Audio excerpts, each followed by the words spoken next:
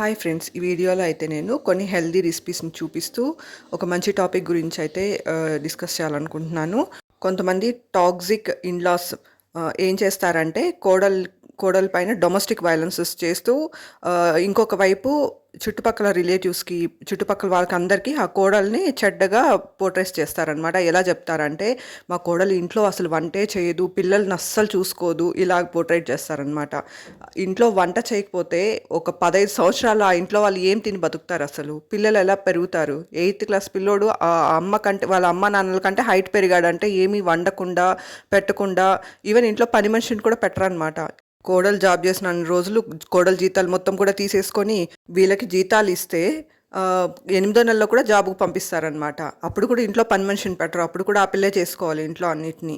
అంత కష్టపడి వీళ్ళకిచ్చినా ఏమైనా మంచి పేరు ఉంటుందా అని అంటే, మంచిగా అయితే కోడలు గురించి చెప్పుకోరనమాట. కష్టపడిన కోడలు గురించి ఎక్కడ మంచిగా కూడా చెప్పుకోరు. బ్యాడ్‌గానే పోర్ట్రేస్ చేస్తారు. వీళ్ళకి మనవళ్ళ మీద ప్రేమ పారి పొంగిపోతా ఉందంట. వస్తారు, గొడవలు పెడతారు, కోడల్ని పుట్టింటికి పంపిస్తారనమాట. కానీ కష్టాల్లో ఉండేటప్పుడు పిల్లలకి ఒకసారి డెంగ్యూ జ్వరం వచ్చి వాళ్ళొచ్చినప్పుడే వాళ్ళు వెళ్ళిన నెక్స్ట్ డేనే డెంగ్యూ ఫీవర్ వచ్చిందనమాట. కష్టాల్లో ఉండేటప్పుడు మాత్రం హాస్పిటల్‌కి కూడా వచ్చి ఒక రోజు కూడా హెల్ప్ చేయరనమాట. కేవలం వీళ్ళు మంచిగా ఉండేటప్పుడు వచ్చి గొడవలదా పెడతారంతే. మళ్ళీ డిస్క్రిమినేషన్స్ అనమాట. పెద్ద కోడలికి వాళ్ళ పుట్టింటోళ్ళు అన్నీ పెట్టి పంపించి ఘనంగా పెళ్లి చేసిస్తే ఆ కోడలు ఉద్యోగం కూడా చేసి జీతాలన్నీ కూడా వీళ్ళకే ఇస్తే ఆ కోడలికి పెట్టరనమాట హారం. కోడలికి చేయించి కష్టపడి ఇచ్చిన కోడలికి అర్హత లేదని చెప్పేది. అంటే మోసాలు, చీటింగ్స్ చేసి ఇలాంటి వాళ్ళే గొప్పోళ్ళనమాట. మంచిగా కష్టపడిన వాళ్ళకి కాలం లేదు. ఇలాంటి వాళ్ళు మళ్ళీ ప్రేమలు, ఆప్యాయతలు వీటి గురించి మాట్లాడతారనమాట. కోడలు ఫ్రిడ్జ్ తెరిస్తే కొడతారు, అలా చేస్తారనమాట. మళ్ళీ వీళ్ళు ప్రేమలు, ఆప్యాయతలు, డబ్బేనా ముఖ్యము, డబ్బు నగలేనా, ప్రేమలు ఆప్యాయతలు ముఖ్యం అని వీళ్ళు ప్రేమలో ఆప్యాయతల గురించి చెప్తారనమాట. ఎలా ఉందిరా అని అంటే మోసాలు, దౌర్జన్యాలు, చీటింగ్స్ చేసేవాళ్ళు నోట్లో నుంచి భగవద్గీత వర్ణించినట్టు ఉందన్నమాట. అంత ఆ ప్రేమలు ఆప్యాయతలు తెలిసిన వాళ్ళైతే ఎదుటి మనిషిని ఎవరు బాధ పెట్టరు అనమాట. నీతి నిజాయితీగానే ఉంటారు. ఇద్దరిని సమానంగానే చూస్తారు అందరినీ.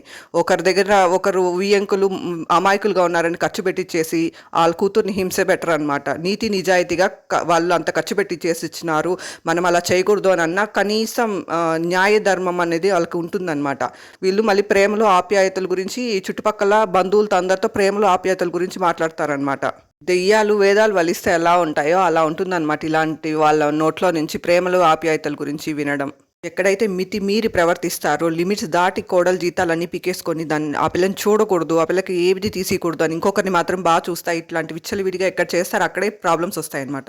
విచ్చలవిడితనమే అన్నిటికీ ప్రాబ్లమ్స్ అవుతుంది. Thank you for watching.